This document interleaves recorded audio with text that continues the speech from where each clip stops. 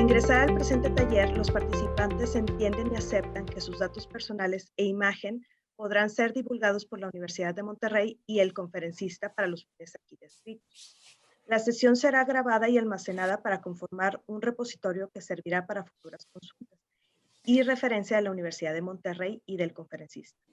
También podrá ser difundida para fines informativos, administrativos y otros relacionados con la promoción y capacitación. En caso de no estar de acuerdo con lo anterior, se invita a los participantes a retirarse de la sesión o a desactivar su cámara. El acceso al material y contenido del presente taller no implica una licencia gratuita para su uso, por lo que deberán respetarse en todo momento los derechos de autor. La información compartida no podrá ser transmitida, grabada ni divulgada en ninguna forma a ningún tercero. Las opiniones expresadas en esta sesión son responsabilidad de cada participante y se solicita realizar este intercambio de ideas y opiniones con tolerancia y respeto. Leído lo anterior, me permito presentar a la doctora Ana Escofet, quien es doctora en Ciencias de la Educación y también es profesora de la Facultad de Educación en la Universidad de Barcelona, España. Además, es miembro del Grupo de Investigación Entornos y Materiales de Aprendizaje y asimismo es directora de RIDAS, la Revista Iberoamericana de Aprendizaje en el Servicio. Doctora Ana, bienvenida a este taller y adelante. Bueno, muy bien, muchas gracias. No sé si buenas tardes, buenos días para todos ustedes.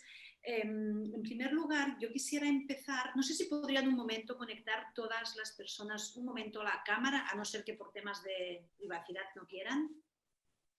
Gracias.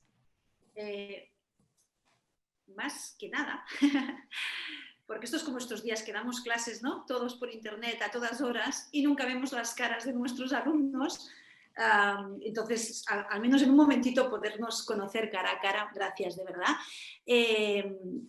También porque yo quisiera, claro, el foco de este taller justamente tiene que ver con la escritura de trabajos científicos en el aprendizaje en el servicio, en APS, diremos APS a partir de ahora. Pero sí les quería pedir si de manera muy breve, porque como no somos muchos, podemos, ya no el nombre, o sea, porque el nombre lo podemos ver, sino si me podrían decir de manera muy breve cuánta experiencia tienen en la redacción de textos científicos. Incluso diciendo mucha, poca, mediana, o qué principal problema pueden tener. De manera rápida, si les parece, yo podría dar las palabras en el orden que yo tengo en mis pantallas, ¿vale? Andrea, por favor. Uy, perdón. Esperamos. Ya está, perdón.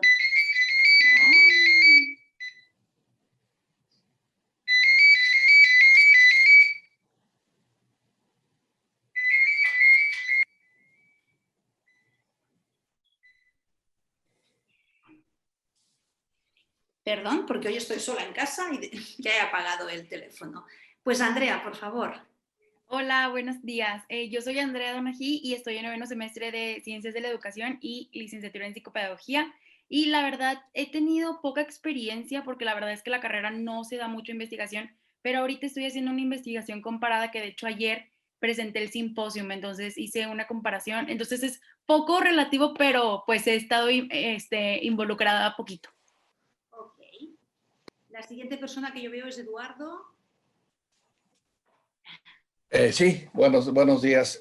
Sí, yo soy doctor en Derecho, sí tengo algo de experiencia en escritura, pero me interesa ver los detalles finos en esta metodología.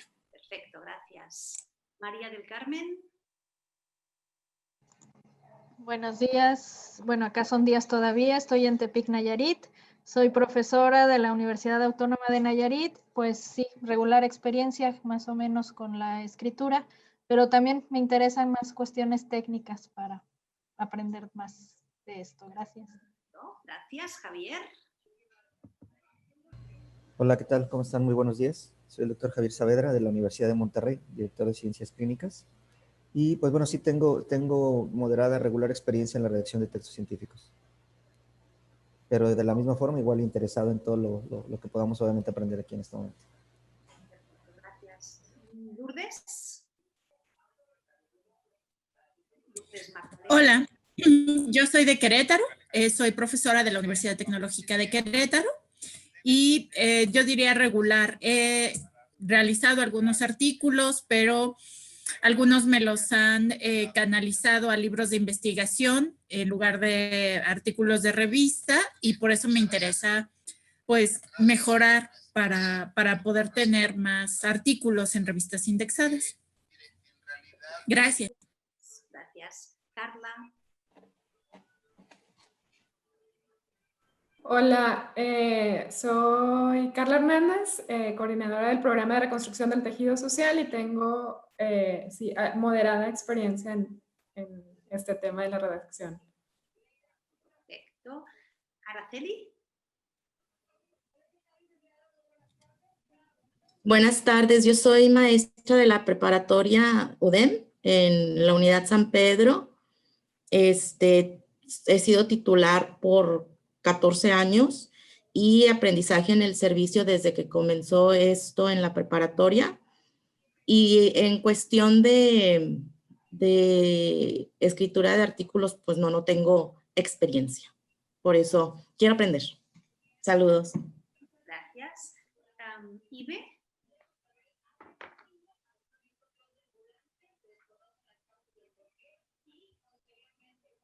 No sé si... Buenas tardes. Bueno, soy Bea Ponte de la Universidad Metropolitana, Caracas, Venezuela. En cuanto a la escritura de artículos científicos, no tengo experiencia, sin embargo, tengo toda la disposición y por eso pues estoy acá. Sí me desempeño en la universidad dentro del área de servicio comunitario, por lo tanto, muy vinculado al aprendizaje-servicio. Gracias. Gracias. Yuerki, creo.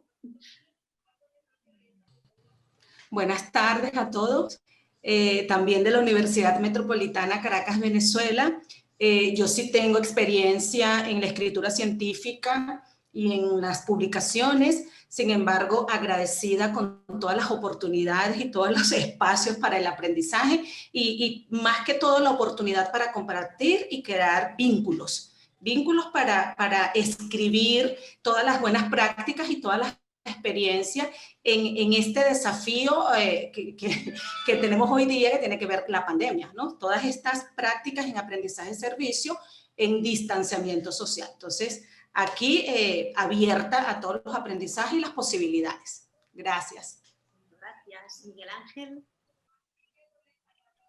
Hola, buenas tardes a todas y todos. Mi nombre es Miguel Ángel, soy asesor de Economía Social y Solidaria del proyecto de reconstrucción del tejido social. Y el único acercamiento que he tenido a la escritura de textos científicos es en mi carrera. Realmente no he tenido la oportunidad de desempeñarlo de otra forma, pero me interesa mucho en algún momento poder publicar algo, así que por eso estoy aquí. Ok, Héctor Emilio, perdón. Como en España solo decimos un nombre, les estoy acortando a todos el suyo. Héctor Emilio. Buenas tardes. Soy Héctor Gómez. Estudiante doctorante de la Universidad Autónoma de Nuevo León, pero doy clases en la Universidad de Monterrey. Igual, mi experiencia es limitada en términos de escribir artículos científicos y de ahí el interés por tomar este taller. Muchas gracias. Gracias. Rosario. Hola, buenas tardes. Soy la doctora Rosario Cerda y soy editora en un periódico. Experiencia en cuanto a la escritura de artículos científicos no tengo hasta el momento, pero sí me gustaría aprender. Gracias. María Eulalia. Gracias. Yo, María Eulalia. ¿Cómo están? Buenos días a todos y todas. Bueno, yo en realidad sí he publicado algunos artículos. Ahora mismo estoy terminando mi doctorado por compendio de artículos en la Universidad de Granada y soy profesora del Business School de la UDEM. Gracias. Y no sé si está Valeria. Lo que digamos... Ay, perdón. No, me olvidé de decir el nivel. Yo creo que estoy en un nivel medio y con mucho ánimo de aprender de usted. Gracias. Gracias. Valeria. Hola, buenas tardes. Yo estoy estudiando ingeniería industrial, estoy en 5º semestre Y en una de las materias que llevamos tenemos un proyecto de aprendizaje en el servicio, entonces el maestro nos invitó a, pues, a tomar pues el simposio, entonces pues a ver qué aprendo y no, la verdad no tengo experiencia en la redacción de textos. Muy bien. No sé si están Selenia o Blanca o Ajax o Mauricio o Leticia. Hola, buenas tardes, soy Blanca. Sí tengo un poco de experiencia en redacción de artículos, pero más bien médicos, y me interesa esta área de aprendizaje en servicio. Gracias, Blanca. Y Selenia. Hola, buenas tardes. Soy la doctora Selenia. Yo soy del área de odontología de la Universidad de Monterrey y sí tengo experiencia en escribiendo artículos científicos en el área de odontología nada más. Gracias. Bueno, las otras personas no sé si no ya intervendrán. Miren, yo empiezo por compartir un momentito.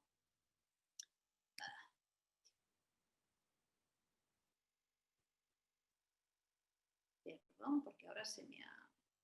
Perdón, un momento.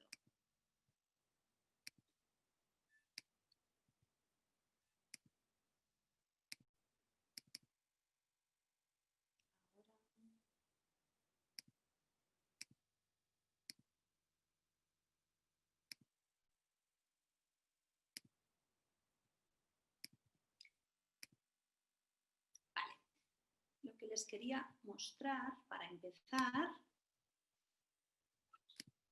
es un poco cómo he organizado la sesión, ¿de acuerdo?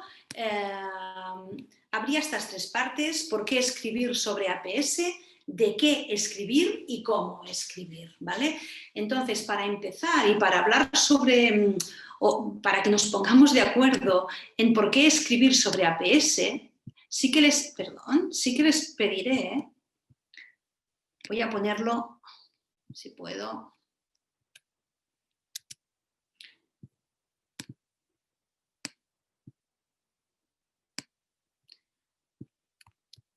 Les pondré en el chat.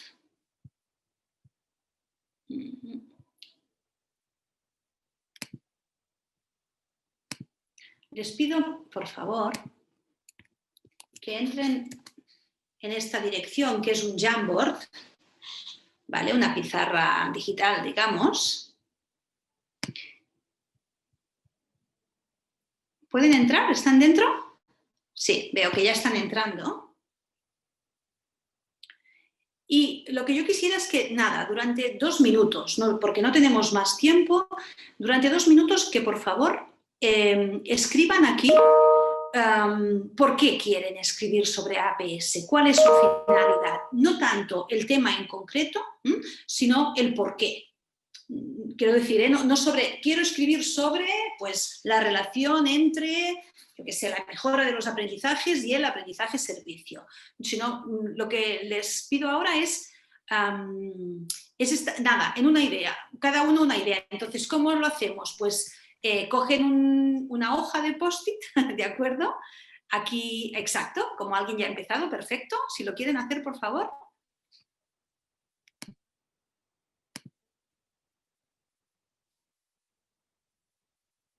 ¿Quién más se anima a escribir? Gracias, perfecto, exacto. ¿Alguien más se anima? Bien.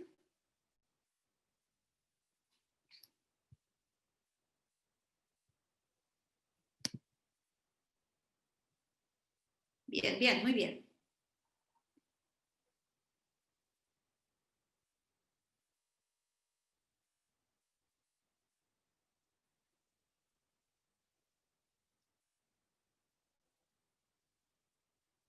Para las personas, bueno, vale. ¿Alguien más? Alguien dice no, por sistematizar, para que la gente conozca, registro de la experiencia, porque al compartirse mejoran las prácticas. Este pequeñito.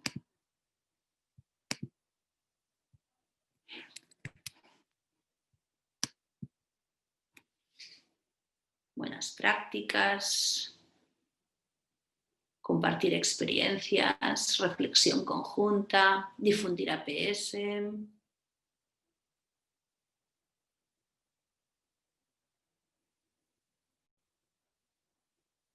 No sé si alguien más.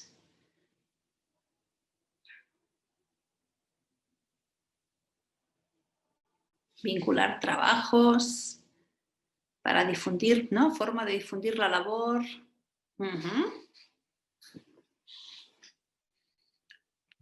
Muy bien.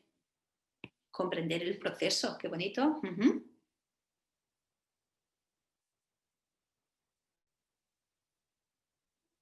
No sé si alguien más está escribiendo o quiere escribir.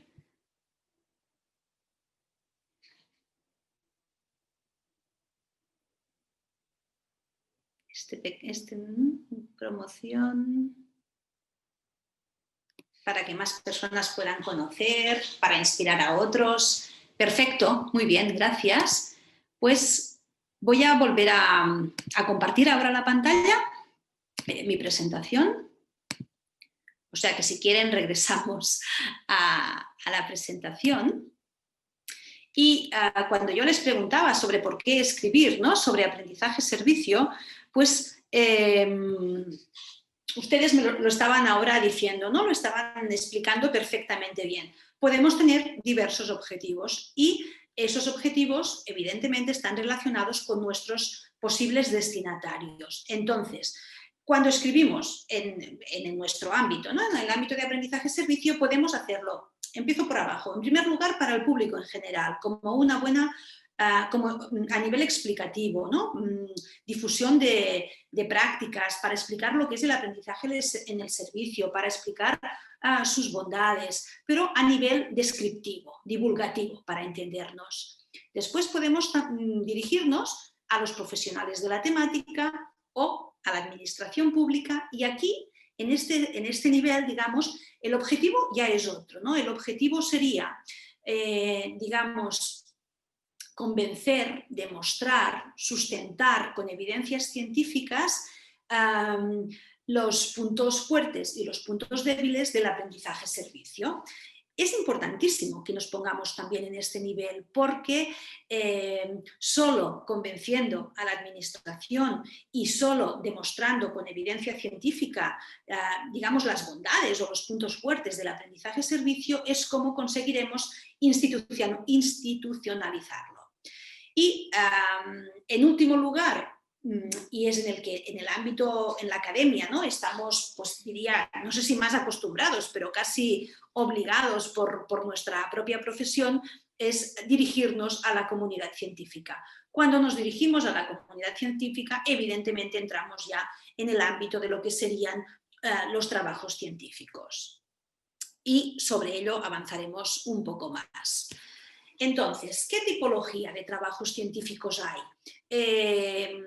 Bueno, pues aquí puse, ¿no? Informes de investigación y o tesis de máster, de grado, de doctorado, artículos científicos, comunicaciones en congresos y reseñas bibliográficas.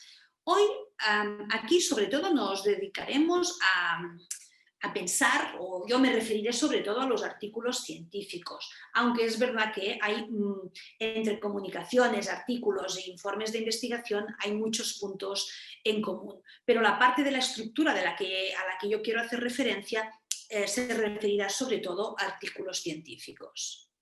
Y ¿de qué escribir sobre aprendizaje-servicio? ¿No? Porque, claro, desde mi experiencia como editora, digamos, de la revista iberoamericana de aprendizaje-servicio, lo que nos pasa normalmente cuando nos acercamos al constructo del aprendizaje-servicio es que normalmente nos ponemos a relatar, a explicar experiencias, que está muy bien, que es necesario, que nos sirve para nutrir este campo de conocimiento, pero yo les animaría a todos ustedes y evidentemente a toda nuestra, digamos, comunidad científica, y hay personas en este grupo que ya están escribiendo y que yo quiero decir que ya no es necesario ni que lo explique, pero es necesario lo que alguien ponía en uno de las notas de los posts en el Jamboard, ¿no? Es necesario que sistematicemos, que de hecho que creemos conocimiento, ¿vale? Y para ello, yo diría que es clave tener en cuenta, pues, cuáles son los elementos fundamentales del aprendizaje-servicio, ¿de acuerdo? Claro, no nos podemos extender mucho con el rato que tenemos en estos distintos elementos. Si quieren después, si hay dudas, podemos entrar en cada uno de ellos, pero yo diría que de la revisión de la literatura científica sobre el aprendizaje-servicio, hay consenso en considerar que estos son los elementos claves, que son aquellos elementos que tenemos que tener en cuenta cuando diseñamos un proyecto de aprendizaje-servicio, pues empezando por las necesidades sociales, analizando qué tipo de servicio y el sentido que tiene el sentido,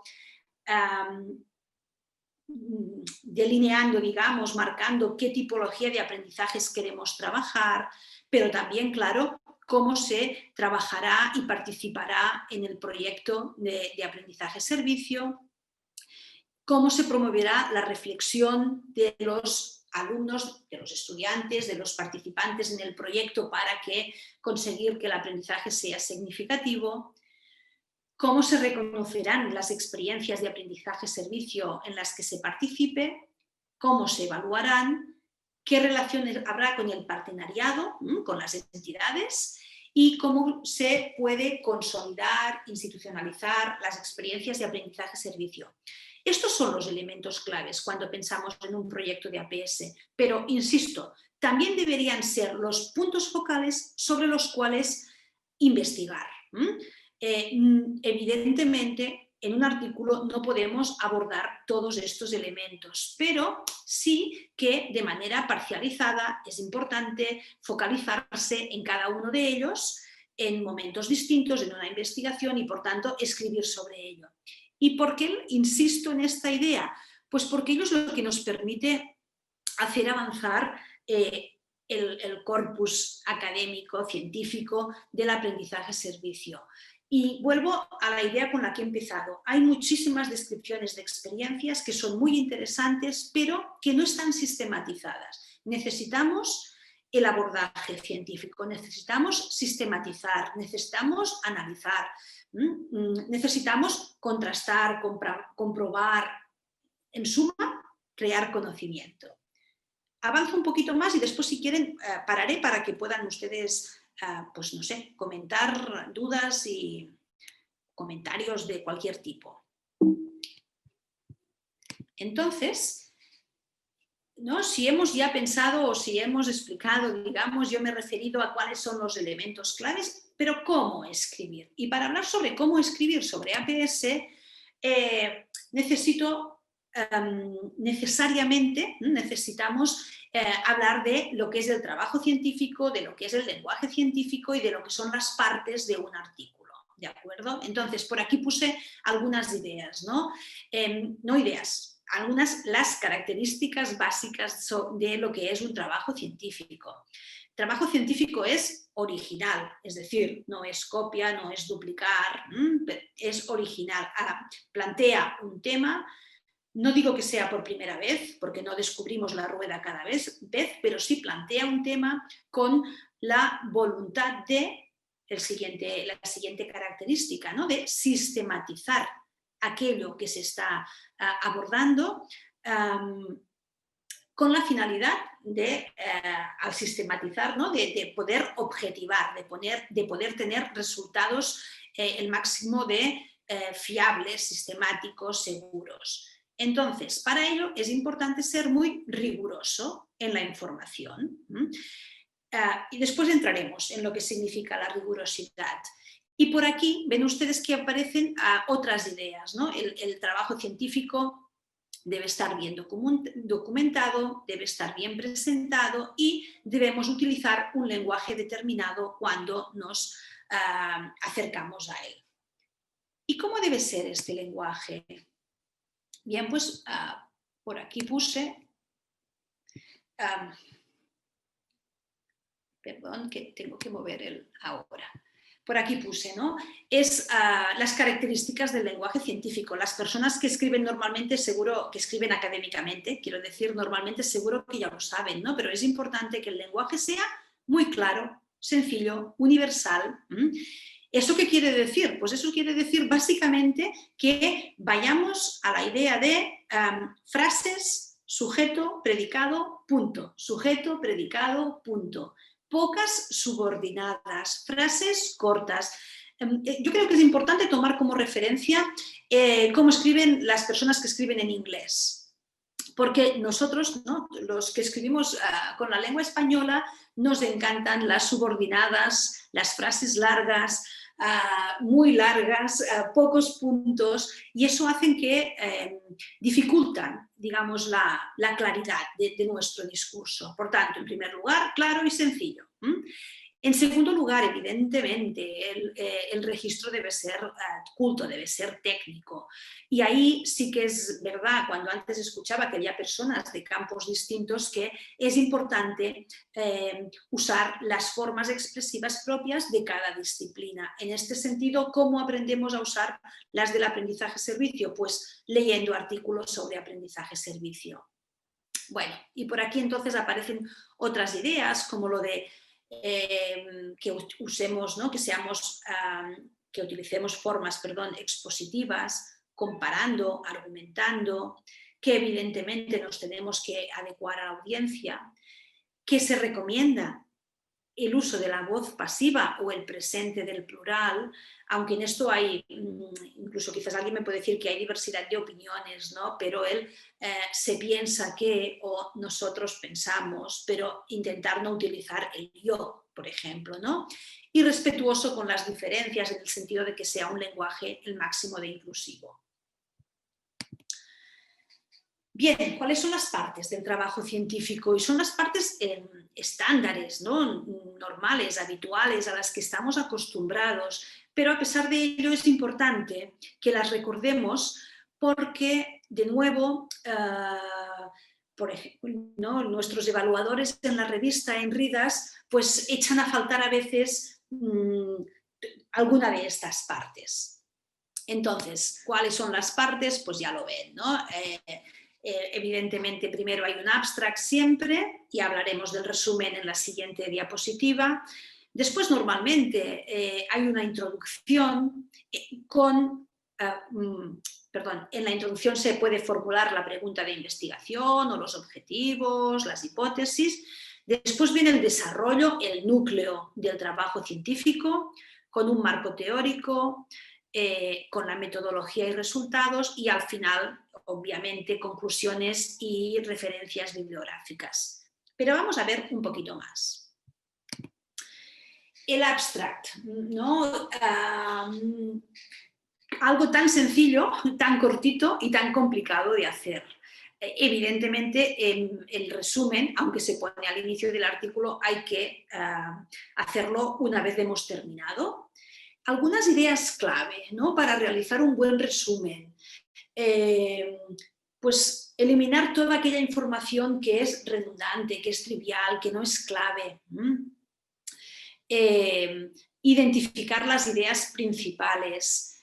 Parafrasear, aquí nunca citaremos, ¿no?, nunca referenciaremos ni citaremos a otros autores, eso va en el marco teórico, sino que solo tenemos que identificar las ideas principales del artículo y, evidentemente, incluir método, muestra y resultados principales.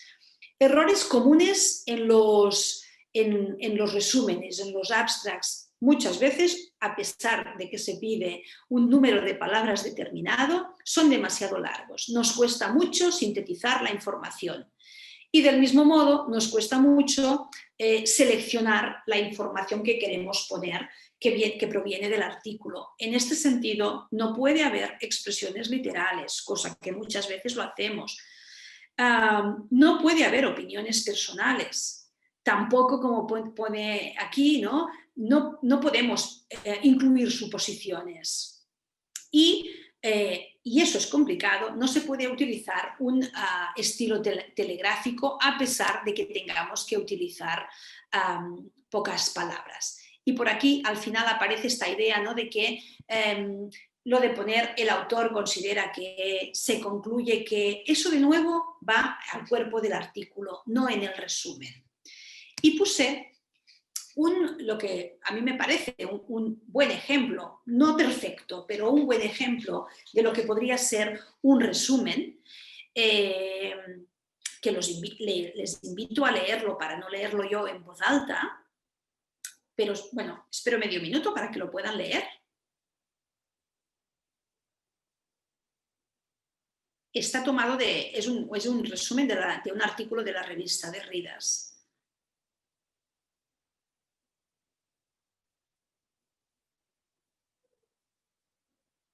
Si se fijan, empieza haciendo la introducción.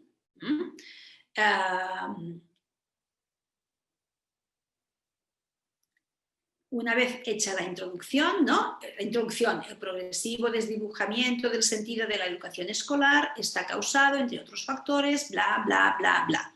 Entonces, digamos, nos está situando ya en el marco teórico, ¿no? Este desfase puede ser en parte amortiguado mediante la personalización de los aprendizajes. Perfecto, nos ha situado perfectamente en el marco teórico. En estas 4 líneas nosotros sabemos ya, ¿no?, de qué irá este artículo sobre personalización del aprendizaje y aprendizaje-servicio, que ahora es lo que nos dice a continuación, ¿no? El objetivo general es ¿no? Analizar la potencialidad. Perfecto, nos ha dicho el objetivo y entonces nos dice, ¿y cómo lo hago? Metodología. Pues se ha diseñado en una investigación que analiza en profundidad, se trata de un estudio de caso. Perfecto, nos acaba de situar. Y después nos dice ya los resultados. ¿Cuáles son los resultados? Si se fijan ustedes, que se han obtenido, ¿vale? Pues perfecto, ahora no recuerdo cuántas palabras son, pero hemos podido ver, solo leyendo este resumen, nos capta la atención, ¿no? Nos está diciendo, yo quiero hacer esto, he hecho esto, estos son mis resultados y por tanto nos está captando la atención para poder después ya leer el artículo. Al final este es el objetivo de un resumen, captar la atención, hacerlo más, mostrar lo más importante para que también el lector pueda decir metodología cuantitativa o cualitativa, este es el tema, estos son los resultados, me lo leo o no me lo leo. No sé si hasta aquí hay alguna pregunta o avanzo un poco más y después quizás al final las preguntas, si les parece bien. Avanzo, ¿vale? Entonces, vamos a la introducción. Lo de la introducción, en primer lugar quería decir que el tema de la introducción, no todos los artículos científicos tienen introducción. Nosotros en Readers, por ejemplo, sí que consideramos que puede haber primero la introducción y después el marco teórico, porque la introducción permite que aparezca la voz del autor antes, digamos, de explicar toda la investigación. Como pone por aquí, puede ser más académico, puede ser con recursos de motivación, pero de lo que se trata en resumen es de mostrar aquello que se quiere hacer, ¿no? El interés, la novedad, por qué, en definitiva, por qué yo, autora, me he planteado hacer una investigación y qué es lo que quiero mostrar en este artículo. Y después de la introducción, en la introducción vendría la pregunta de investigación o los objetivos o las hipótesis. Sobre la pregunta de investigación sí que me he permitido aquí poner algunas ideas, ¿no? La pregunta evidentemente nos permite enfocar el tema y por aquí hay 5 atributos que son importantes tener en cuenta, ¿no? Y que también hacen que nos planteemos la pregunta de una manera determinada, y es que el objeto de estudio debe ser, como pone aquí, accesible, abarcable, atractivo, oportuno y asequible. Y ahora lo verán creo que a continuación puse algunos ejemplos. Y la pregunta debe ser clara, concisa y pertinente en relación a lo que queremos hacer. De nuevo, es algo que se dice muy rápido, pero que no siempre es tan fácil de hacer. Ejemplo, ¿vale? Puse un buen ejemplo, pero veamos la primera. ¿Cómo influye en la resolución de problemas matemáticos el trabajo en grupo? Bueno, no sé si es muy clara, no sé si acota mucho. Entonces, esta misma pregunta un poquito más avanzada, un poco más delimitada, un poco más clara y acotada, sería: ¿cuál es la relación entre conocimiento matemático e interacción entre pares? Pero es que resulta que aún es muy amplia esta pregunta. Entonces, la tercera sería un buen ejemplo de una pregunta, que si se fijan es como la concreción de las dos anteriores, ¿no? ¿Cómo influye el trabajo en grupo en el alumnado de primero de ESO en la resolución de problemas matemáticos?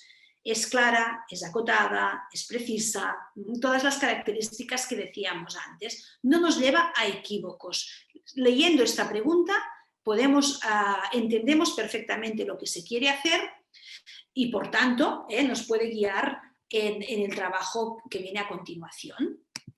Y ahora quería hacer también una pincelada sobre objetivos e hipótesis. No porque todo tenga que ir en el artículo científico, eso está claro, ¿eh?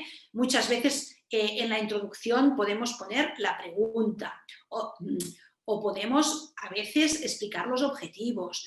Muy pocas veces ponemos las hipótesis, pero sí que es evidente que nosotros previamente en nuestra investigación lo hemos tenido que tener en cuenta. Bueno, entonces puse por aquí, ¿no?, que los objetivos, aparte de cómo tienen que estar redactados, tienen que ser pocos, concretos, pertinentes y claros, y que las hipótesis siempre tienen que formularse como frases afirmativas, que son la respuesta a la pregunta que hemos hecho anteriormente de investigación, que no deben tener elementos de valoración y, de nuevo, claras, concretas y contrastables. Ejemplos, y puse ejemplos a no seguir, como muestra de objetivos que podrían mejorarse todos ellos. No son de aprendizaje-servicio, son de distintas investigaciones. Bueno, objetivos pusimos aquí no pertinentes: conocer el porcentaje de internautas del sexo femenino, conocer los enfoques didácticos en el tratamiento del autismo infantil. No sé si alguien podría decirme por qué no son pertinentes, o perdón, antes de abrir las preguntas, ¿no? Veamos un objetivo no claro: conocer los impactos que tienen las transformaciones de la planificación territorial urbana sobre la vida de los habitantes. Y después puse objetivo no concreto: analizar los programas televisivos infantiles. Entonces, perdón. Ay.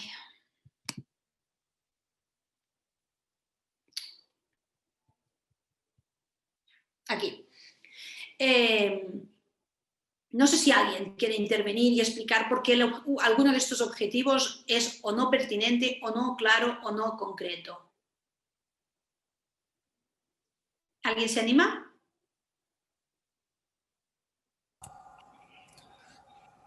El último objetivo, que no es concreto, no especifica qué programa infantil, ¿no? O sea, no es muy específico, ¿no? Exacto. Muy general. Exacto. O no nos dice qué es lo que quiere analizar de los programas televisivos infantiles, ¿no? Pues analizar el sesgo de género en los, me lo invento, en los programas televisivos infantiles, lo que sea, pero ¿alguna idea más sobre algún otro?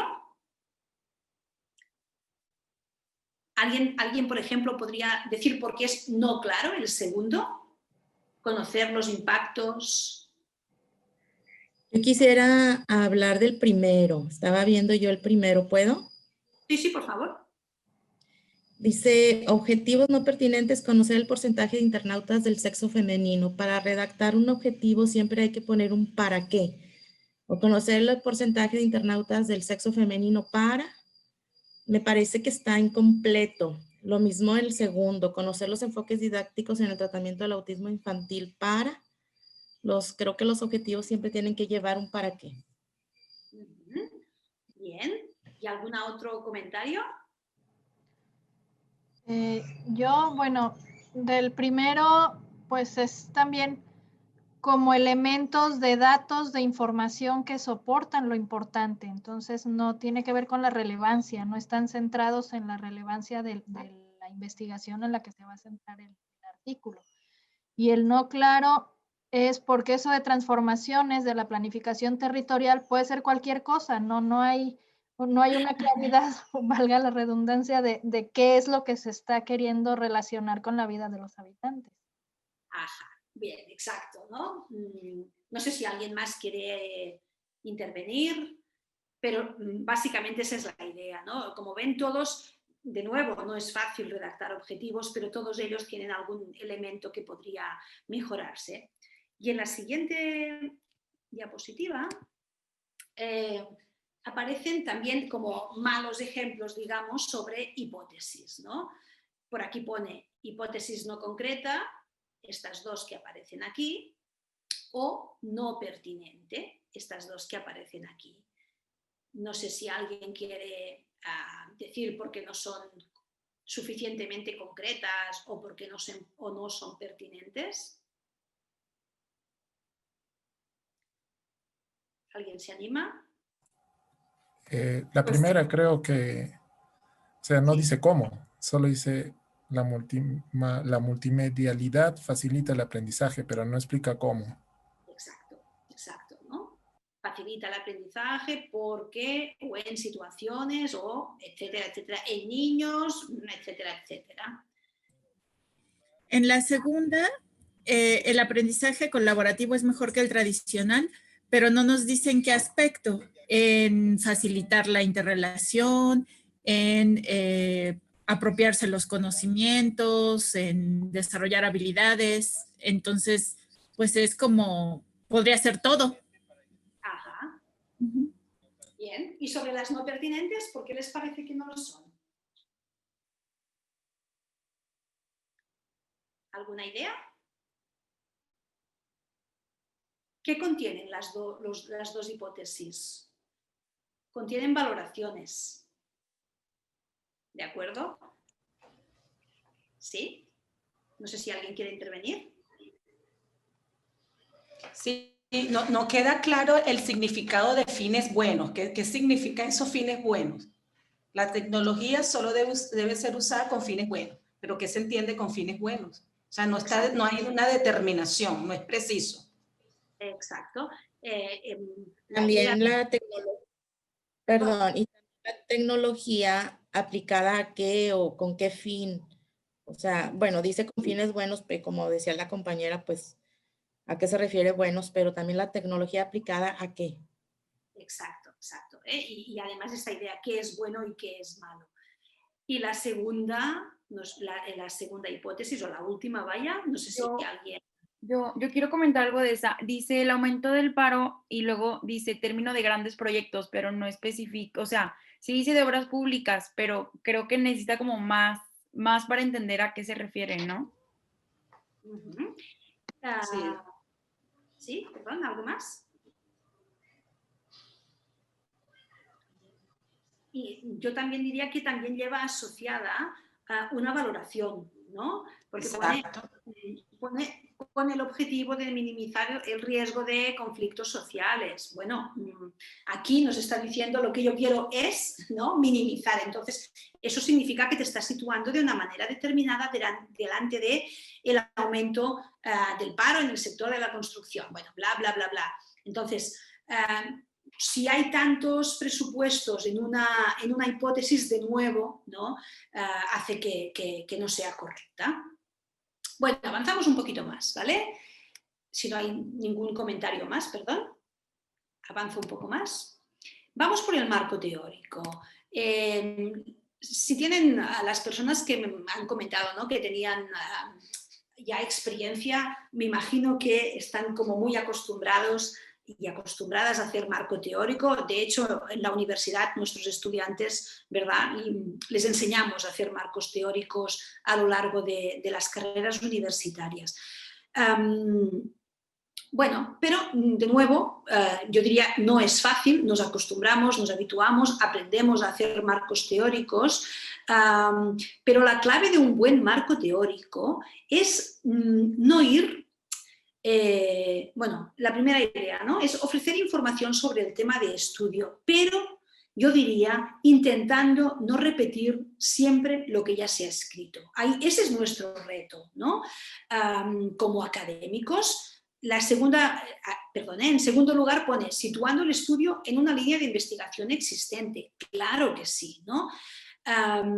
Incluyendo información relevante, pero, insisto, no nos quedemos con eso que hacemos o que a veces pasa de siempre todos citar las mismas referencias, siempre todos conformarnos con releer un artículo que habla de fuentes primarias y no ir a las fuentes primarias. Entonces, ese es nuestro reto, ¿no? Ese es nuestro deber como académicos cuando hacemos el marco teórico de una investigación.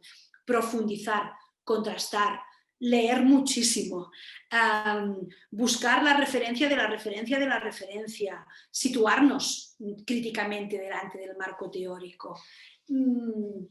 Y sí que a veces pasa, ¿no?, que, por ejemplo, insisto, en los artículos que se reciben en la revista siempre hay los mismos referentes teóricos. Entonces, la necesidad de leer en otros idiomas, de buscar eso, de hacer buenas búsquedas bibliográficas para poder profundizar. Bueno, todos ellos son elementos importantísimos, claves para hacer un buen marco teórico. Y bueno, y aquí al final que sí, claro, ¿no?, que en la redacción pues normalmente vamos de lo más general y conocido a lo más concreto y desconocido. Vamos a la metodología. Por aquí, ¿no?, pone que se debe incluir método, muestra o participantes, los instrumentos utilizados y el procedimiento. Sé que lo sabemos esto, y normalmente la metodología acostumbra a estar bien redactada. Es verdad, es verdad. Eso es lo que seguramente hacemos mejor, lo cual no siempre significa que se sea riguroso a nivel científico, a nivel metodológico.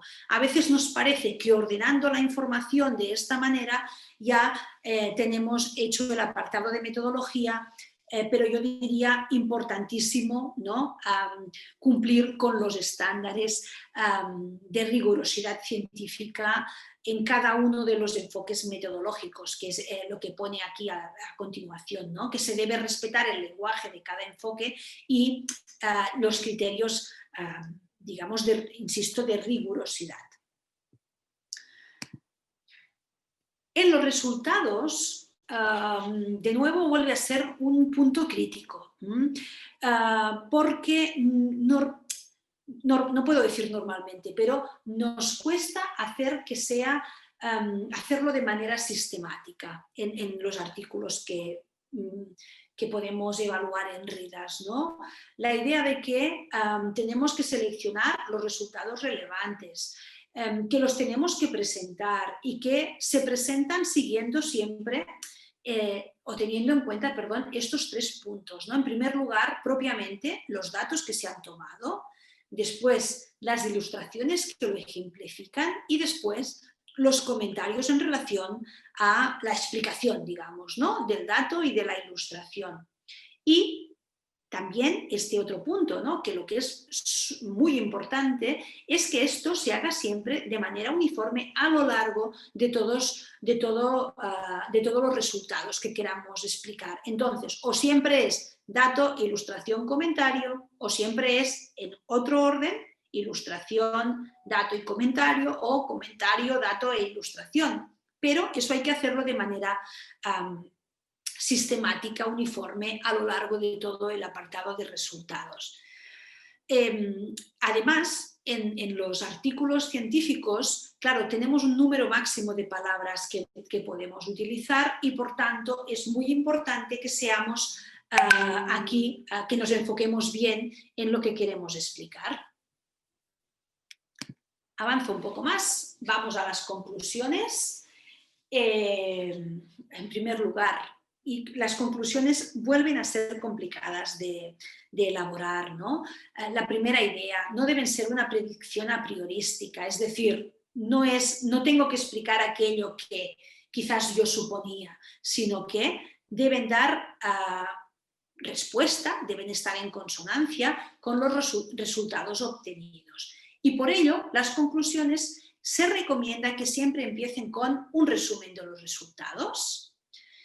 Un resumen, no un corta y pega para entendernos, no volver a repetir lo mismo, sino los datos obtenidos nos muestran que bla, bla, bla, bla, bla, bla. Entonces, los interpretamos y después viene la parte clave, que muchas veces es la complicada, que es la discusión, es esta contextualización de los resultados dentro del área de estudio.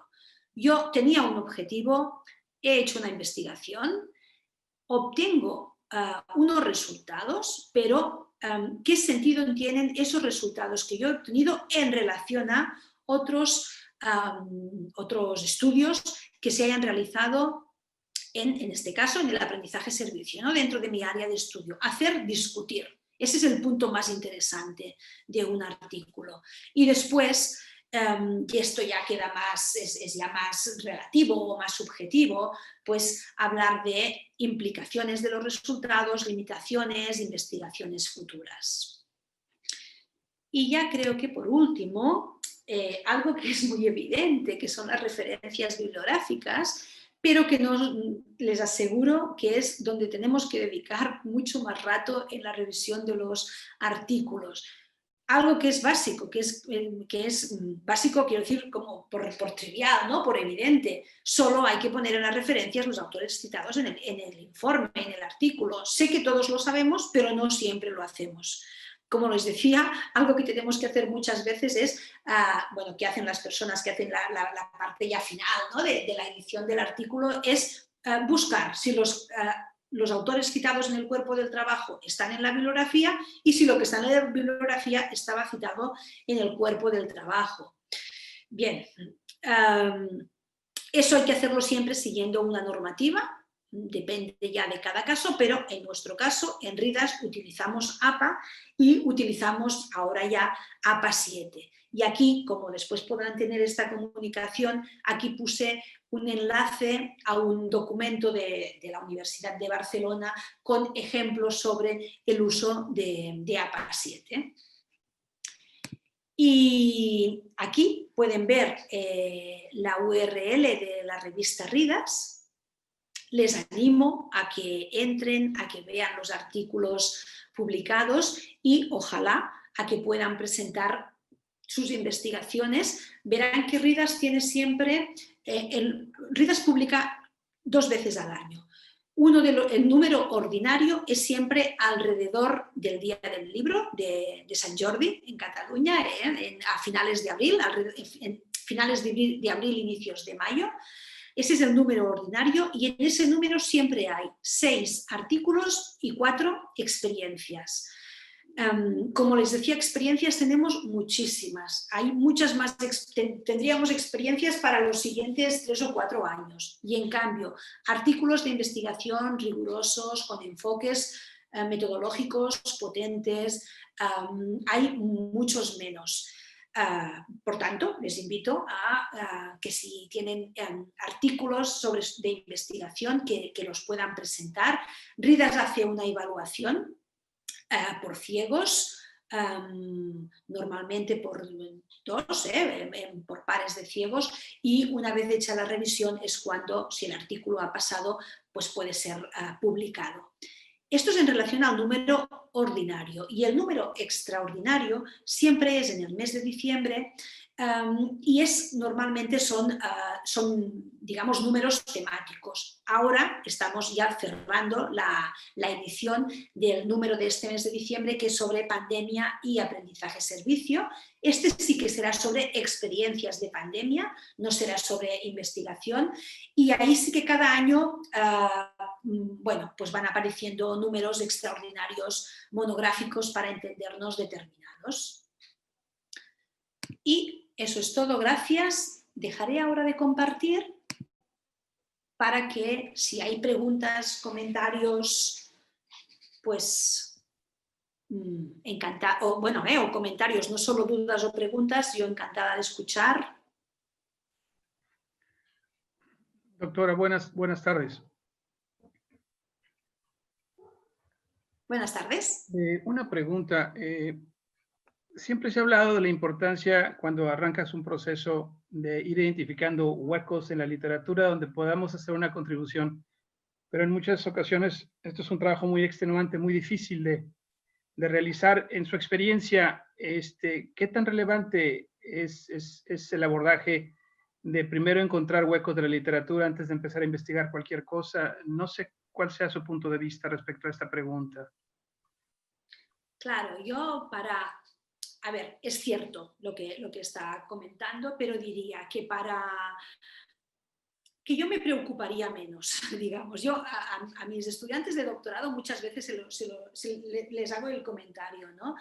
Es difícil que vayamos a hacer el gran descubrimiento, aunque nos parezca que lo vamos a hacer, ¿no? Pero eso es altamente complicado, y más en un mundo tan global como en el que ahora vivimos, en el que podemos tener acceso, digamos, a investigaciones que se han hecho en cualquier parte del mundo, por suerte, bueno, por suerte o por desgracia, ¿no? Como leemos en inglés, pues, y con la globalización de la cultura inglesa, podemos ver mucho. Entonces, es difícil encontrar estos huecos, como usted comentaba. Yo diría que la clave es, más bien, que nos situemos críticamente. Yo qué sé, voy a poner un ejemplo, ¿no? No lo sé. Por ejemplo, sobre el propio concepto de aprendizaje de servicio, ¿vale? Es algo que ha sido abordado de muchas maneras, o sea, ha sido ya abordado de manera muy completa.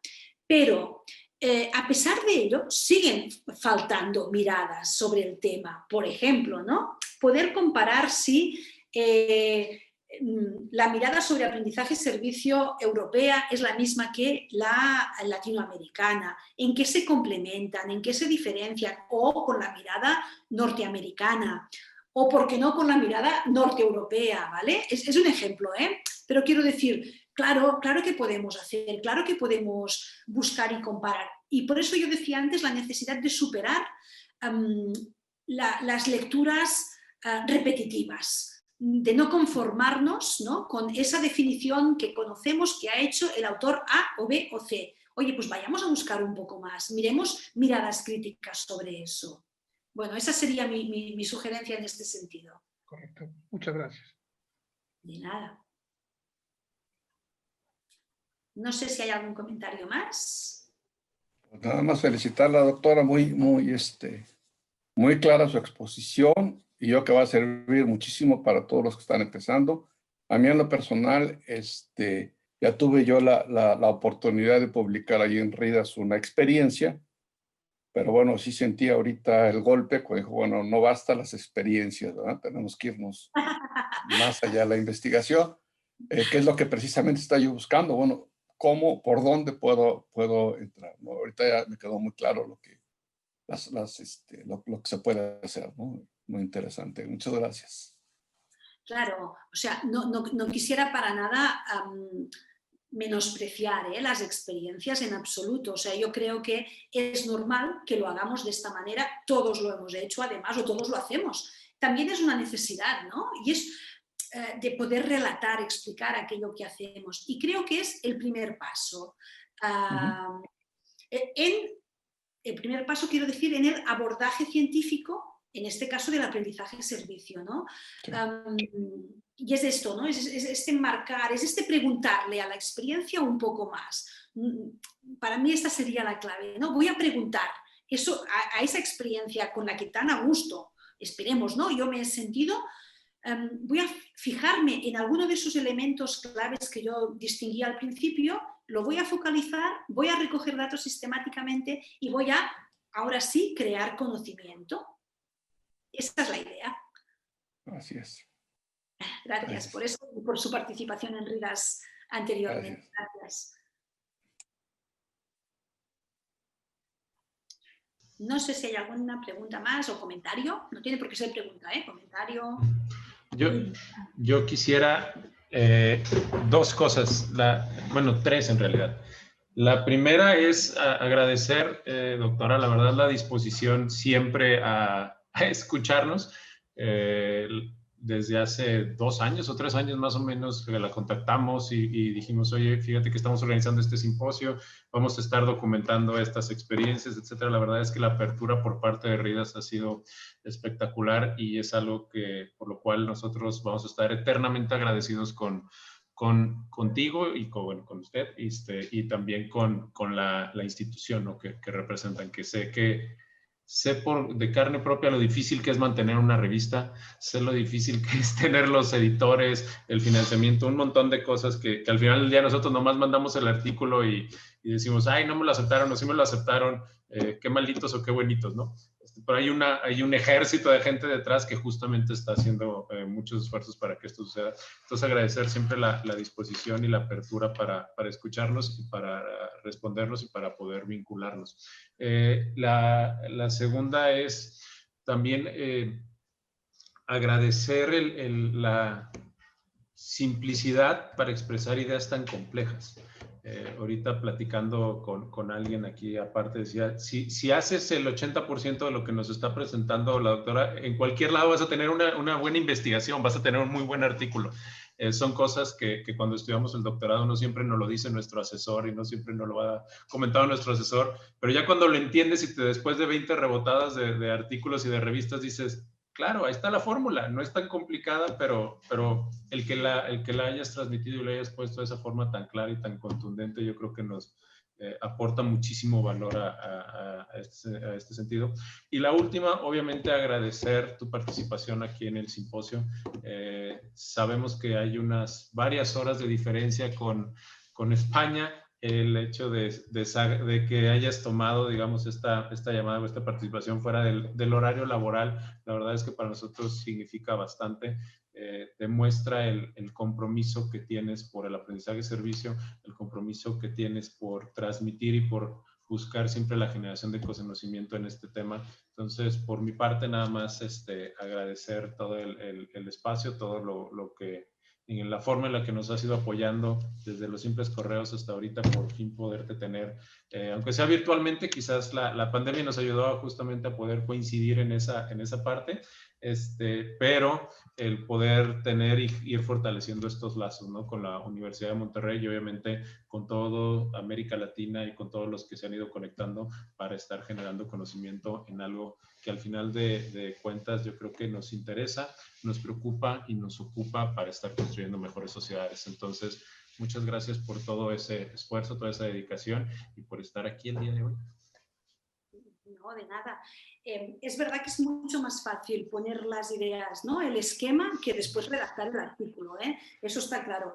Y todos sufrimos constantemente las devoluciones de artículos que nos parecen muy bien escritos, que nos parecen, ¿verdad? Pero, no sé, estamos en un momento muy complicado para publicar porque como nos evalúan constantemente en todas nuestras universidades, en todo el mundo, por nuestra producción científica, todos necesitamos publicar.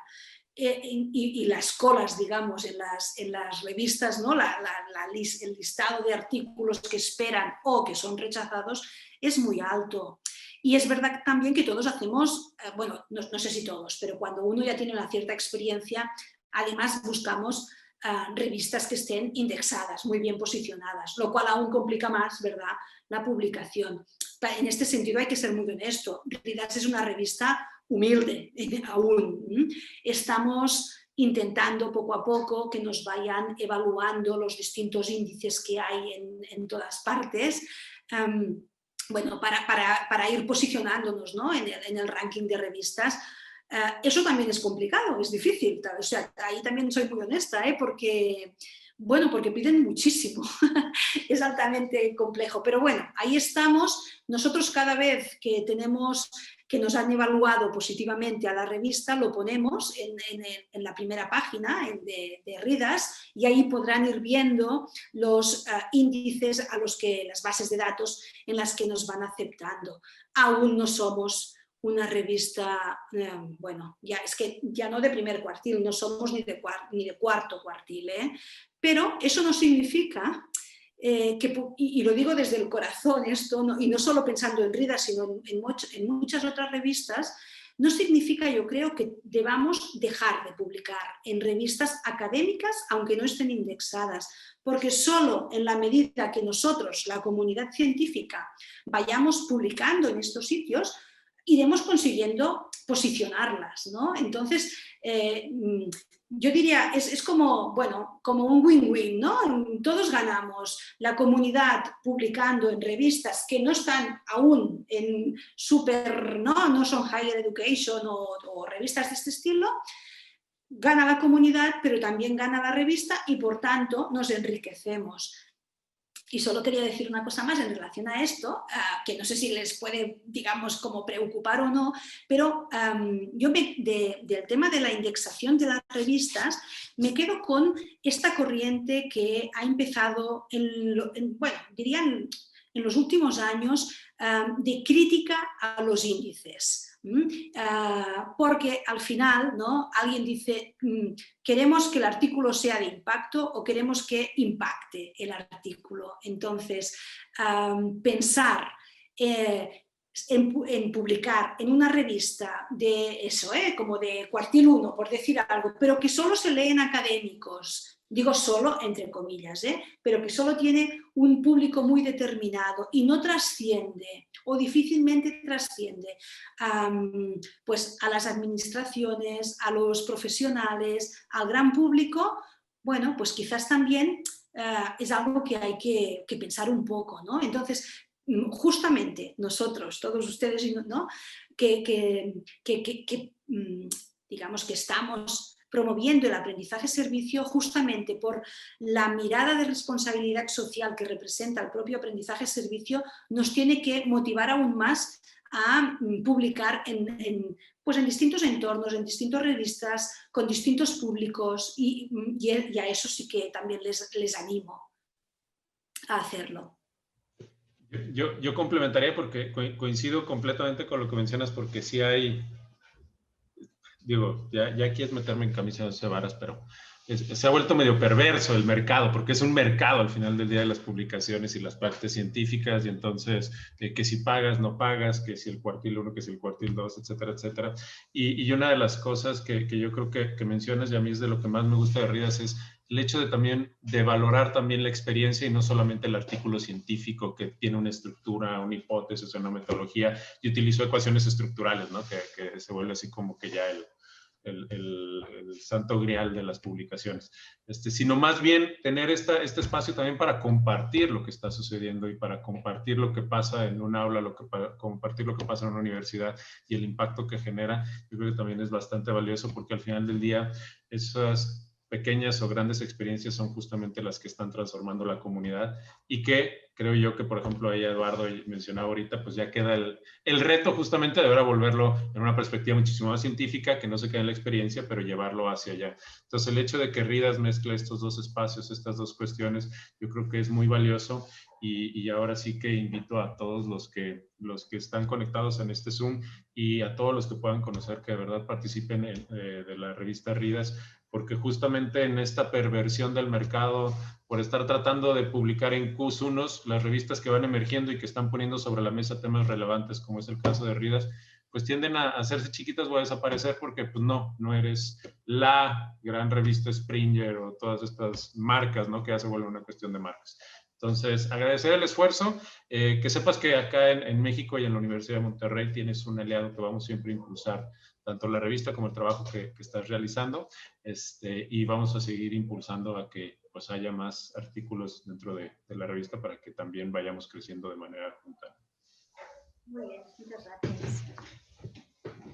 Muy bien, no sé si exista un comentario adicional. Bueno, aquí te llegaron varios comentarios. Gracias, doctora. Clara explicación. Yo soy estudiante de intercambio este semestre en UDEM y estoy realizando un artículo científico de tipo cualitativo, estudio de casos. O sea, cada vez le fue agregando más complicaciones al modelo. Ya apliqué las entrevistas a profundidad. ¿Puede darme algún alcance sobre cómo organizar los datos recolectados? Porque luego pasar resultados y discusión. Quiero hacerlo bien y me gusta investigar. No sé, bueno, Ana, perdón. Adelante. Y bueno, de seguro tiene noticias desde Venezuela, participaremos en la revista. Sí, exacto. O sea, contestando, ¿no? a a lo último que nos comentan desde Venezuela, encantados de recibir artículos. Y sobre lo anterior, a Carolina, bueno, entiendo que ya lo debes saber, estoy segura, ¿no? Pero yo le diría, ahora es el momento de pasar los datos, ¿no? Transcribir los datos y pasarlos a un software como Atlas-T, como NVivo, etcétera, etcétera, para poder hacer el análisis de los datos de manera sistemática, porque hacerlo cualitativo no significa que no se pueda sistematizar, ¿verdad? Entonces, claro, complicado poder ahora entrar en el detalle sobre cómo organizarlos. No sé si tiene directora de tesis o no sé, o alguien con quien trabaje, pero si no, no sé si se han fijado que yo he puesto mi correo electrónico al final de la presentación, evidentemente abierta a cualquier consulta de este estilo, desde también mi humilde experiencia, pero claro que sí, ¿no? En compartir miradas sobre cómo analizar datos.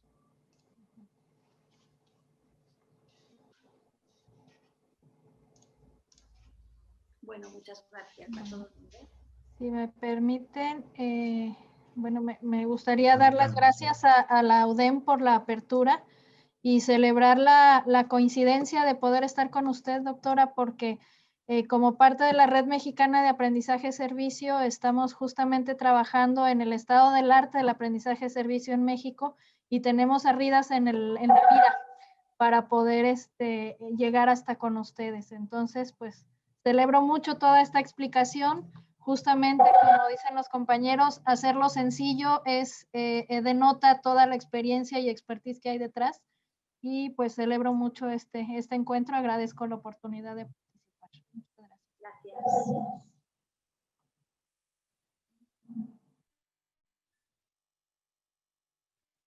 Vale, Mauricio, ¿no? Nos dice que...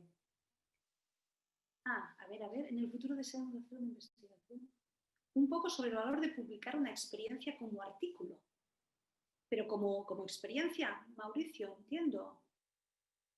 O sea, si hablamos de el valor de publicar en la revista, si hablamos del valor para el currículum del investigador, cuenta igual haber publicado un artículo científico, para entendernos, que una experiencia. Justamente en RIDAS por eso también pusimos, ¿no?, la doble posibilidad, y también entendiendo que es un campo muy emergente y en el que, lo he comentado antes, ¿no?, pero en el que no siempre se ha sistematizado o se está sistematizando, digamos, lo que se está haciendo. Entonces nos parecía tan importante ir creando conocimiento como mostrar experiencias desarrolladas y además a lo largo de todo el mundo. Por tanto, valor total, absoluto, y tanto para el currículum personal como para el campo de conocimiento.